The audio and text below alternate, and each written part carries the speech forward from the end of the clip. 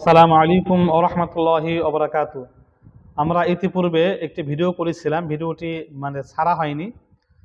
এই যাই হোক, সংক্ষিপ্তভাবে ভিডিওটি ছিল যে কোরআনের ডিপ্লোমেসি বা কোরআনের যে জাদু, কোরআন দ্বারা যে ভয়ঙ্কর বার্তা প্রেরণ করা যায় তার জ্বলন্ত দৃষ্টান্ত ইরান দেখিয়ে দিয়েছিল। আয়াতুল্লাহ খামিনির জানাজা যখন শ্রদ্ধা জানানোর জন্য লাশ রাখা হয়েছিল, তখন বিভিন্ন দেশের প্রতিনিধিরা যখন গিয়েছিল, এক এক দেশের প্রতিনিধির জন্য এক এক রকম কোরআন তেলাওয়াত করে তাদের সেরকম বার্তা প্রদান করা হয়েছিল।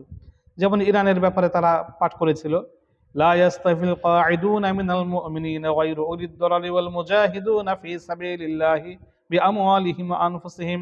বিনা প্রয়োজনে মুমিন কখনো আল্লাহর রাস্তায় জান মাল দিয়ে জিহাদ করা থেকে বিরত থাকতে পারে না। এইভাবে ইরাকের প্রতিনিধিরা যখন গিয়েছিল তারা তখন পাঠ করেছিল, ইয়া আইয়ুহান নাবিয়্যুত্তাকিল্লাহ ওয়া লা তুতি'আল কাফিরিনা ওয়াল মুনাফিকিন ইন্নাল্লাহা কানা আলিমান হাকীমা। যে তোমরা কখনো কাফের এবং মুনাফিকদের অনুসারী হইও না। ইরাক যেহেতু আমেরিকার সাথে যাতে না যায়, ইসরায়েলের সাথে না যায়, এই জন্য এটা পাঠ করা হয়েছিল।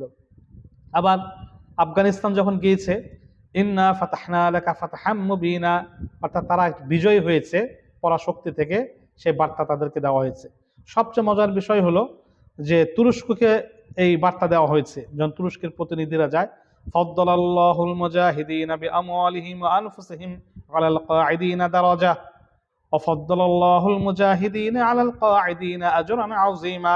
যারা জিহাদ না করে ঘরে বসে থাকে, বড় বড় বুলি আওড়ায় বা বড় বড় কথা বলে, তাদের চাইতে উত্তম যারা জিহাদ করে, জিহাদের ময়দানে যারা রয়েছে।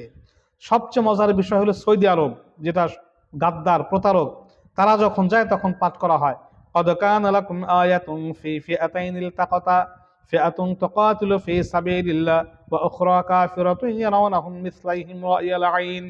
যে দুটি দল জিহাদ করতেছিল, একটা হলো কাফেরের দল, একটা হলো মুমিনের দল। তোমরা কাকে বেছে নিবে? তোমরা কাফেরের দলকে বেছে নিবে। অর্থাৎ সৌদি আরবকে সরাসরি কাফেরের সাথে উপমা দিয়ে যে তোমরা তো ইসরায়েল এবং আমেরিকার পক্ষ নিয়েছো, এই বার্তা দিয়েছিল।